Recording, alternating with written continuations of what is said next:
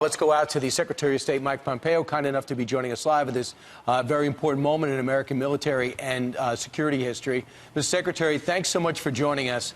Can you bring us back to that decision when you realized you would have a shot at General Soleimani and you wanted to take that shot?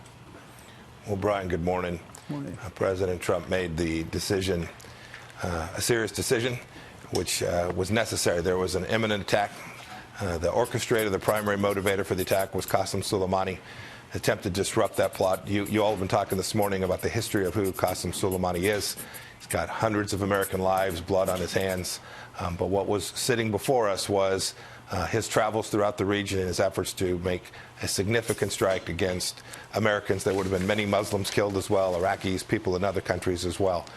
It was a strike that was aimed at both disrupting that plot, deterring further aggression. We hope setting the conditions for de-escalation as well.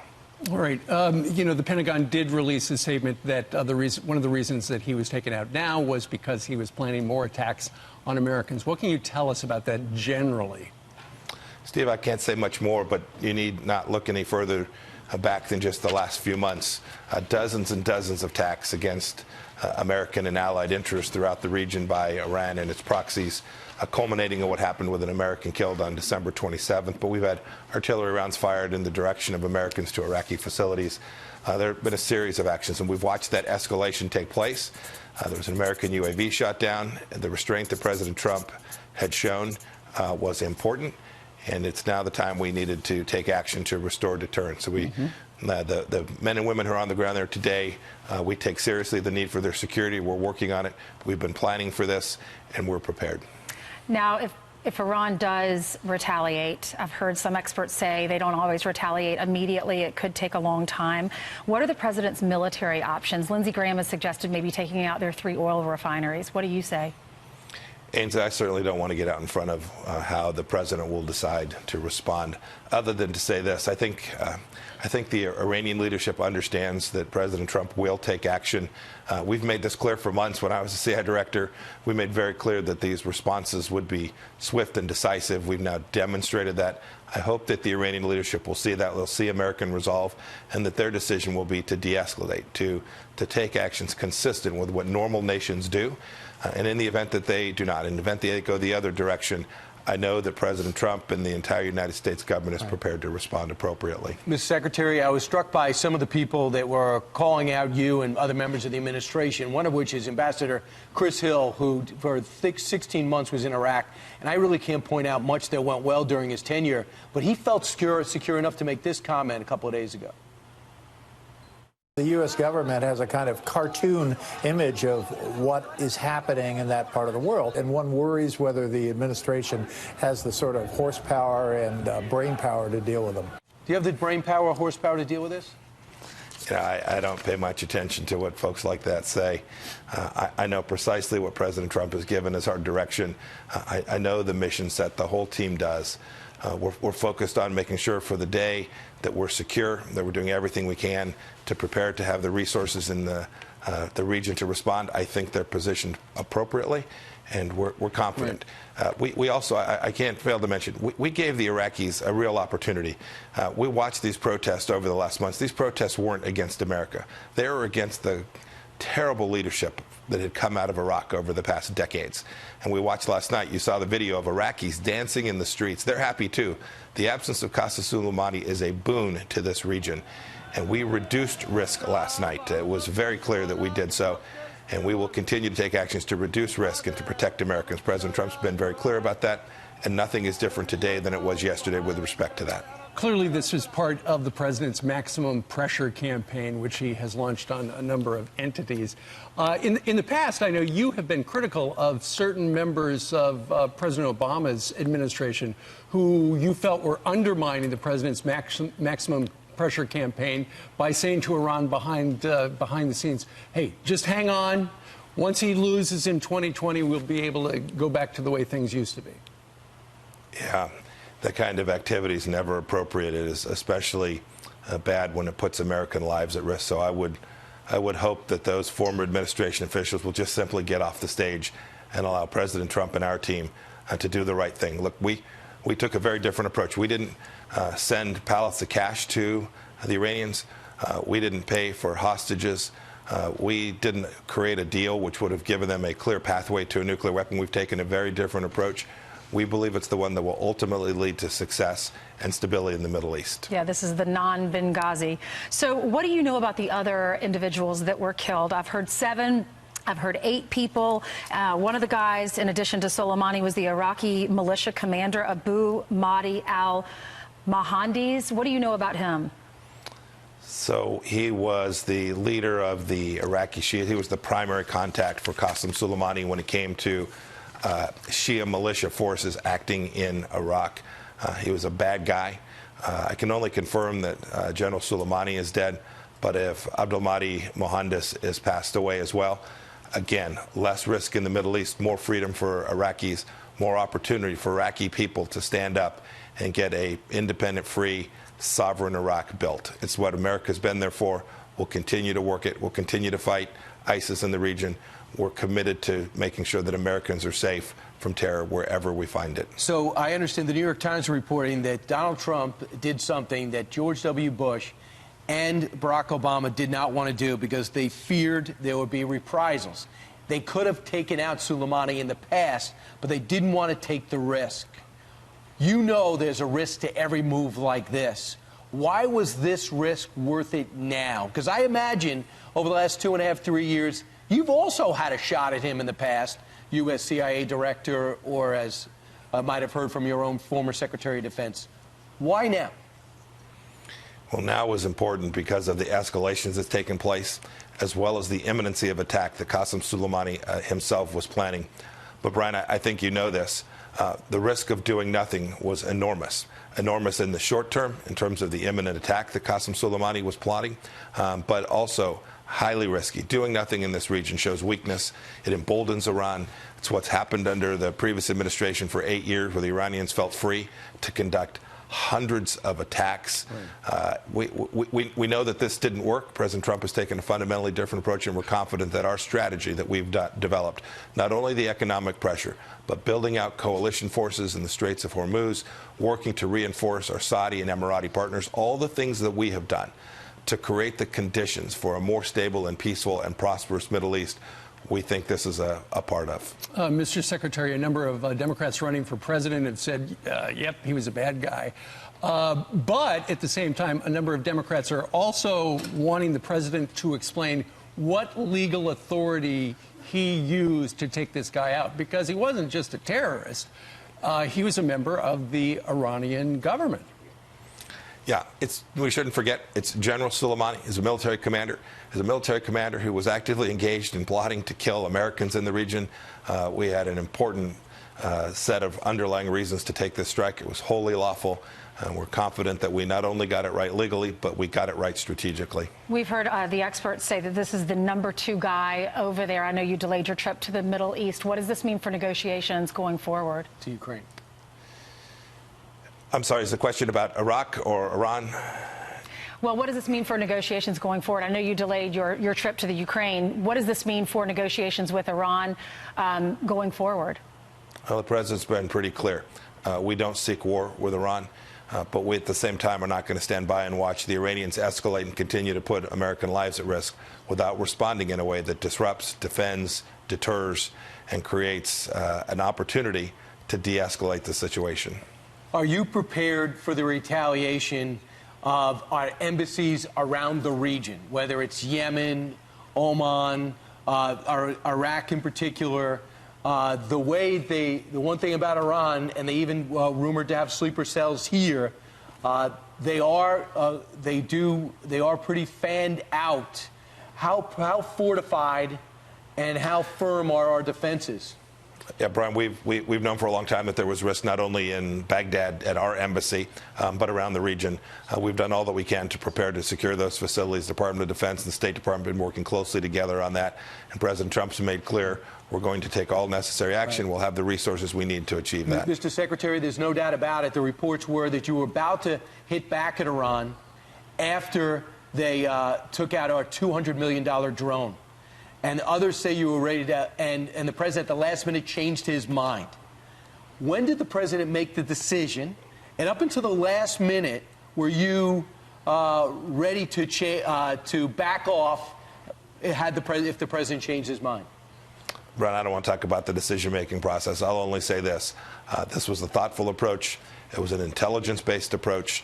It was a whole-of-government approach, and President Trump, through this whole process, was in charge of directing our actions.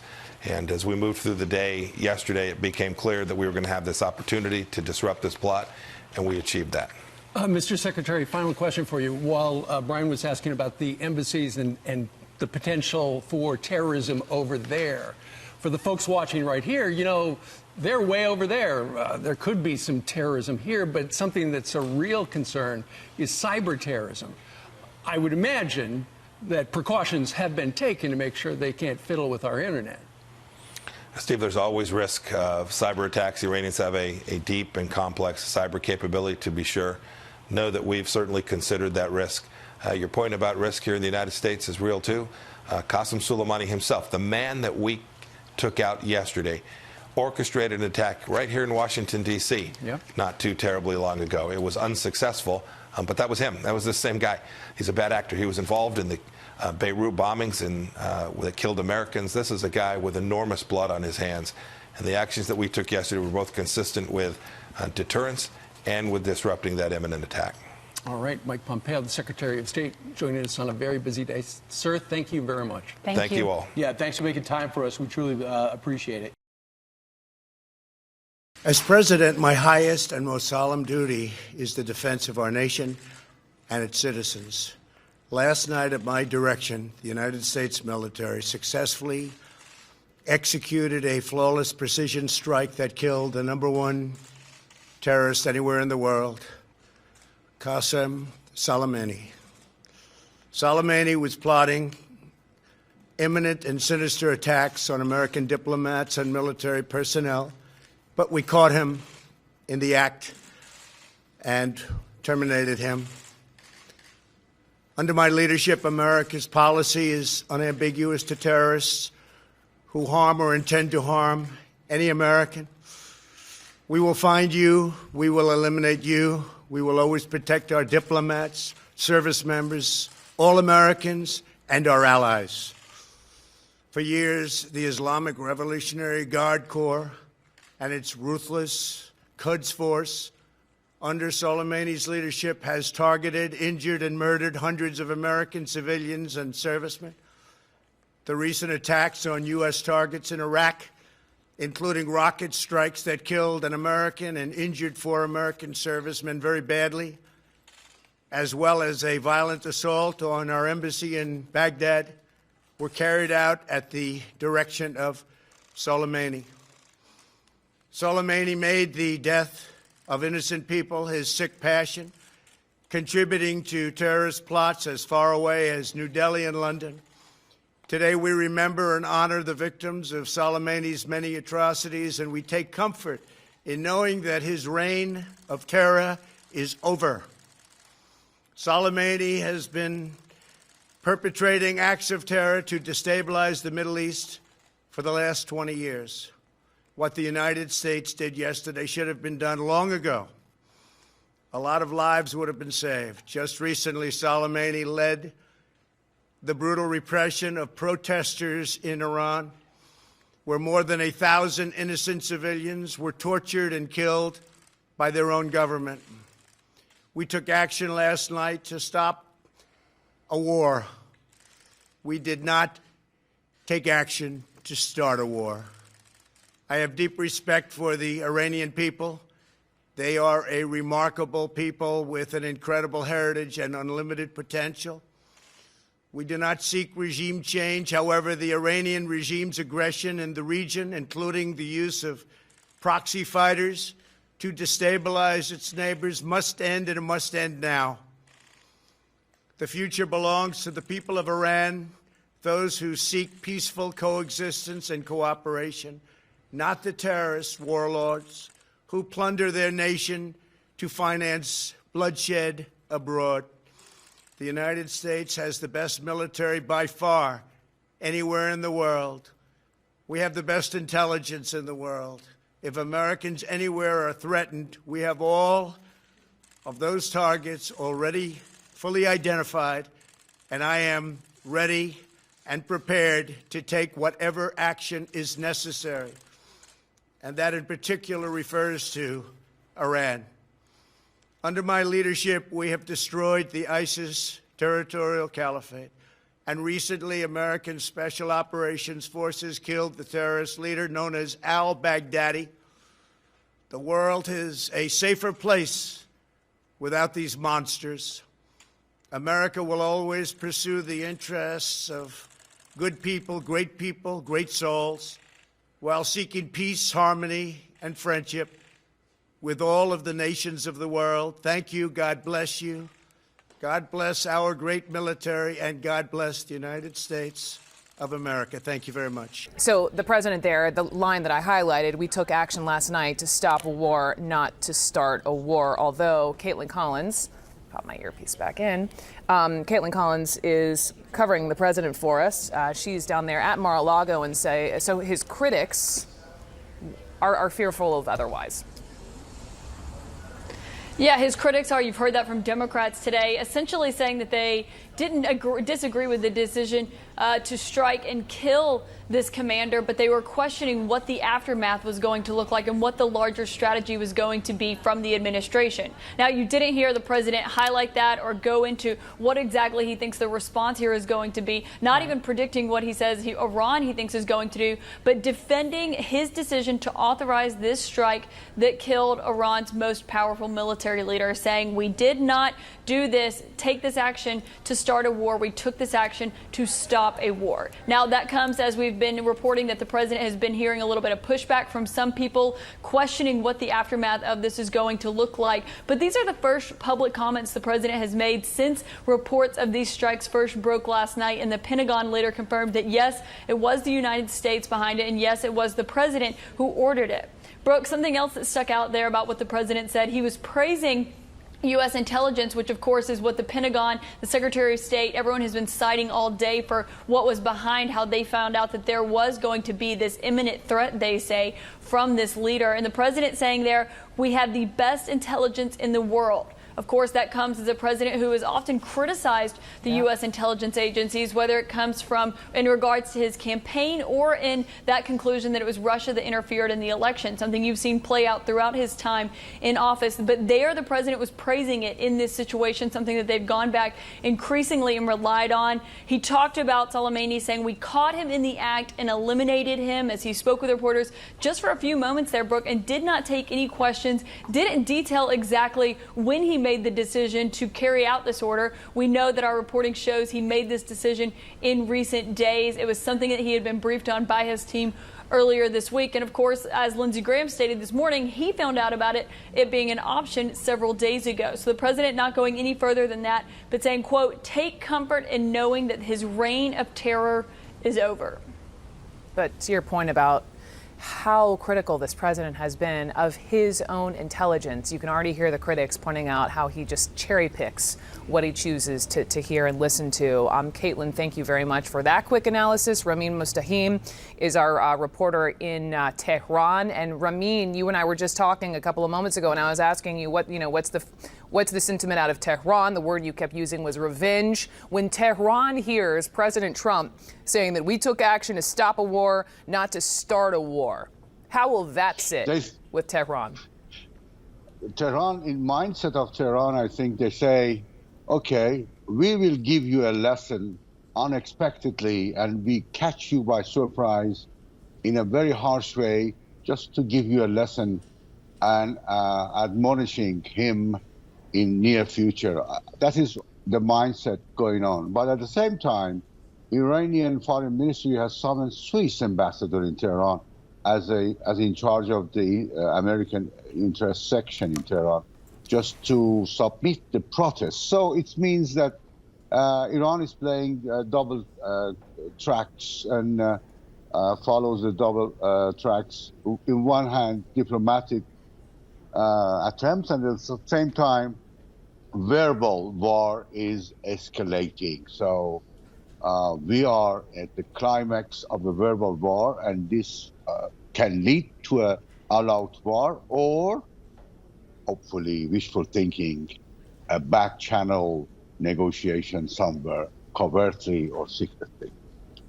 We wait to know what the next steps are. Ramin, thank you, in Iran for us. Let's go now to Washington, D.C., to Manu Raju on Capitol Hill. And Manu, the president defending his decision, but members of Congress there, they're frustrated, aren't they? Yeah, well, it's sharply divided along party lines. You're hearing Republicans support what the president has done, saying that they believe that getting Soleimani off the battlefield was the right and decisive action by this president. But Democrats are coming out raising serious concerns about what they're hearing, including senators and congressmen who have been briefed by the administration. Now, they did not get briefed ahead of time. Democrats, who in particular were left in the dark, including members of the so-called Gang of Eight, the people who are privy to the most sensitive intelligence, who typically would get briefed ahead of time. Some of those members have gotten some information after the fact. Mark Warner, who's the top Democrat in the Senate Intelligence Committee, spoke to Gina Haspel, who's the CIA director, and he told me that he's concerned about this could lead to significant ramifications for the U.S. interests abroad. Also, Adam Schiff, who's the House Intelligence Committee chairman, someone who's also part of that Gang of Eight, also raised some serious concerns as well, saying that he does not see a vision or a strategy that the administration has put in place. He said other administrations have decided not to move forward in going after Soleimani, from both parties, but this administration did. And when I asked him what the imminent threat was that was described by the State Department earlier today, he said he has not gotten a, quote, adequate answer yet. Nevertheless, that Republicans, as I noted, Brooke, are supportive of what the president said, are fine going forward. The question is, if this drags on, if there's a broader escalation of force potentially, will there be a vote in Congress to authorize this going forward? Democrats are already pushing for that, including Senator Tim Kaine of Virginia. Will Republicans also get behind that as well? That's going to be a debate for Congress as they return to session next week. Hello. In a dramatic escalation of tensions in the Middle East, a U.S. airstrike has killed Iran's most important military commander.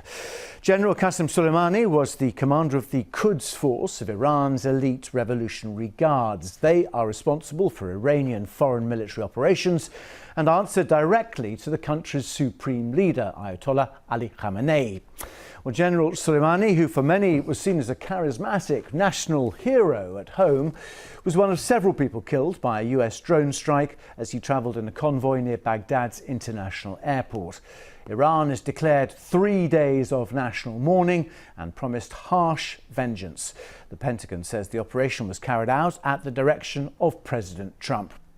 Well, Mr. Trump has not yet directly commented, but he printed this image of the American flag, the stars and stripes, at the top of his Twitter feed. We begin our coverage now with this report by John Donnison. This is all that was left of a convoy of cars carrying Iran's most senior military commander.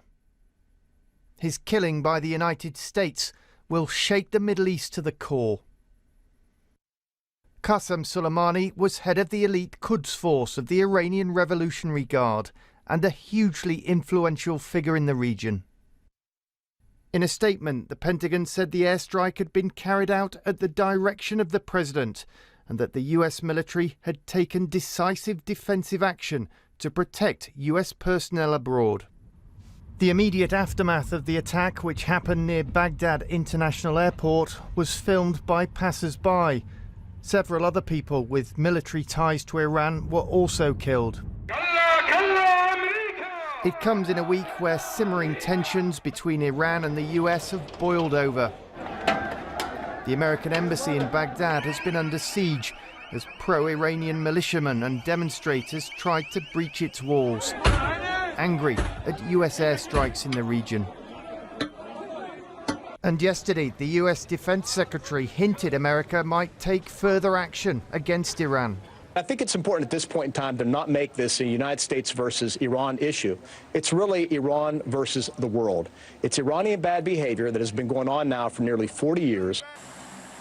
Last night, more than 650 US troops arrived in neighbouring Kuwait to provide reinforcements. All eyes will be on Iran's response. In a region already riven with conflict, some will fear this could mean another war in the Middle East. John Donnison, BBC News. Well, let's speak to our chief international correspondent, Lise Doucet, who joins us from Kabul now. Lise, it's difficult to overstate the significance, potentially, of this killing. Yes, and for now it is a war of words, with Iranian officials making it clear that this is an act of war in their view. The supreme leader Ayatollah Khamenei and both the defense minister have vowed there would be a crushing response, severe retaliation. For now, Iran's focus is there's 3 days of public mourning. They've had a top-level security meeting, and they will want to organize a massive public funeral for Qassem Soleimani to send a message to Iran and to the world that this was an act which carried huge consequences for the United States in the region and beyond. A charismatic man at home, a national hero. Just explain how important he was within the hierarchy of Iranian leadership.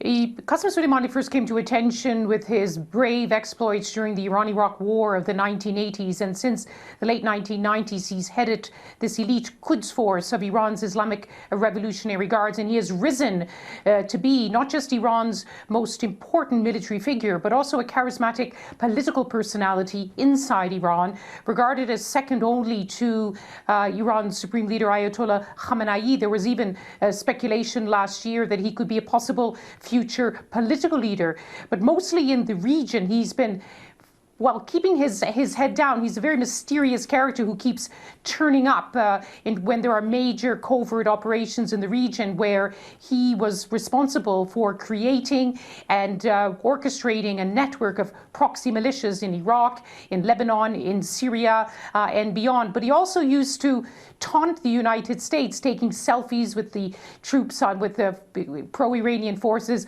on front lines, sending barbs on social media directly to Donald Trump. The United States over the years has repeatedly considered taking on Qassem Soleimani with a targeted killing, but one president after another decided it would just be a step too far, with too much consequences, would be seen as a provocation. We're waiting to see now what was the decision-making process which led President Trump to take an act which seems to go against everything he has said all through 2019, saying he didn't want a war with Iran, that while tensions were escalating, he wanted to end what he called the endless wars for the United States. And now he has unleashed a new dangerous chapter. Iran will certainly retaliate. How, when, and where it still remains to be seen, but it will be at a moment of its choosing, and to send a very strong message to the United States. And the catalyst for this might well have been perhaps the attack on the US embassy in Iraq. But worth pointing out, Lise, that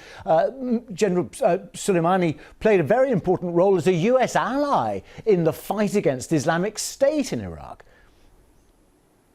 Yes, there have been moments over the years where their interests were aligned, where it's true that Qassem Soleimani's forces in Iraq and Syria played a crucial role in the campaign against Islamic State, and we always wondered at the time whether this would lead to a kind of a rapprochement, a kind of a de facto kind of cooperation, but they remained largely on parallel tracks. I'm in Afghanistan, where many Afghans, many of them forced went to fight in militias in Syria, the Fatah Mayun, that were created by Qassem Soleimani in the battle there to keep President Assad and his government in power. So he wielded enormous influence.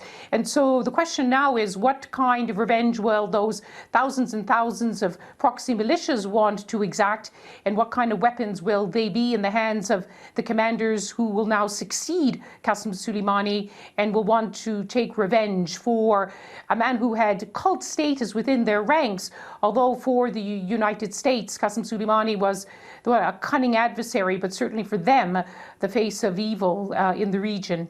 And as you say, I mean, pressure on Iran to respond will be immense. But when it comes to the sort of response Iran might take, I mean, so many wars start with miscalculations right around the world, don't they? I mean, could this be seen as a miscalculation by the United States, do you think, in the long run, or what is your view? Well, it's still early hours in the United States. You've had statements on both sides of the House from Democrats and Republicans expressing support for this operation, describing Qassem Soleimani as an evil mastermind. But questions are also being asked about who took the decision, what was the decision-making process, does the United States now have the capacity to deal with this kind of crisis, an enormous crisis, after what has been months under the Trump administration of hollowing out the State Department, the National Security Council, the kind of usual decision-making process which will be marshaled at a time of crisis like this. And President Trump simply does not have that same kind of apparatus, and certainly in other capitals too, in Britain, in Canada, in Germany, who also have forces on the ground. They'll be asking who took this decision, what was the reasoning, and what preparations for the expected retaliation. Just very last, Dominic Raab, the British Foreign Secretary, has now called for de-escalation. Okay, all right, Lisa Settin-Cowell, thank you very much. Well, Iran's state TV channel has reported the death of General Soleimani. This was how the item was shown on a news bulletin, with the presenter confirming the death, and then a montage of images of the head of the Al-Quds forces. Iran's Foreign Minister Mohammad Javad Zarif has also commented on Twitter. He said the killing of General Soleimani was an extremely dangerous and foolish escalation. He added the US bears responsibility for all consequences of its rogue adventurism. While the killing of General Soleimani has put a direct strain on relations between the US and Iran, there has also been reaction from Iraq, where the US military strike took place. The influential Shia cleric Muqtada al-Sadr, who rejects both American and Iranian influence in Iraq, said he mourned the death and called on his followers to be ready to protect their country. There was also this reaction, though, to the news in Baghdad's central Tahrir Square, where a group of Iraqis appeared to celebrate General Soleimani's death by waving a giant Iraqi flag. US Secretary of State Mike Pompeo tweeted similar pictures, saying they showed Iraqis dancing in the streets for freedom, thankful that General Soleimani is no more. Well, our Middle East correspondent Quentin Somerville is in Beirut. He gave us the reaction from there. Well, there's been outrage from Hezbollah and Iranian supporters here in Lebanon. It's hard to really overestimate the reach that Qassem Soleimani had across the Middle East. Every single battlefield, his name was either mentioned or his presence was felt. This was a general who reshaped the countries around him. His power went far beyond just military matters. He served Iran's interest in Lebanon, in Iraq, in Syria and elsewhere brutally and efficiently, and he leaves a bloody legacy in all of those countries. So this is an extremely bold action that the United States has taken. And for many years, it was thought that the United States or Israel might target Qassem Soleimani, but they didn't, because he was untouchable, because the consequences of assassinating him would just be so terrible. Now, Iran has said that there will be severe consequences for his assassination, and it will take revenge. And America, of course, is saying that all Americans should now leave Iraq, but the power of Iran to hit back against this attack against them extends far beyond Iraq. US interests and its allies, Britain and others, will be at more risk now, not just in the Middle East, but across the world. Iranian proxies, whether they're in Iraq or whether they're in Iran or whether they're here in Lebanon, have been pretty busy in the past few years. The war in Syria has taken up a huge number of resources, but it undoubtedly will still maintain the flexibility to be able to use those resources to strike elsewhere and strike at other targets. And there is a sense here in the Middle East that Americans and others now have an even larger target on their back than they did before the killing of Qassem Soleimani. Quentin Somerville reporting there from Beirut. We took action last night to stop a war. We did not take action to start a war. We did not take action to start a war. The read now from retired Air Force Lieutenant General David Neptula, who joins us right now. General, can we avoid that? I believe so, Neil. I would tell you that the strike last night was a measured and an appropriate response by the Trump administration to actually a series of demonstrated great restraint after 18 months worth of aggressive actions in violation of international law by the Iranians. I mean, you in the audience are familiar with those. The seizing of tankers in international water, attacks on other tankers, the shoot down of an unarmed American drone, and then attacks on a sovereign ally as oil infrastructure in Saudi Arabia. So what President Trump did was he set a red line, that being the loss of American lives or injuries. And when that line was crossed, he took appropriate action. You know what I also wonder about, General, and without getting into politics here, whether you're Democrat or Republican, does that mean that those who criticize taking this guy out, who was responsible for hundreds, others have told me thousands of U.S. deaths, that you wouldn't? That you, knowing that you had the opportunity, you knew where he was. That was like the criticism that Bill Clinton got for not taking out Osama bin Laden when he could, when he was president, for fear of collateral damage. And so he didn't. And we know, obviously, what happened ensued years later. So I always wonder, like, surely you're not advocating holding off on doing that for fear that taking out a butcher would lead to more butchery.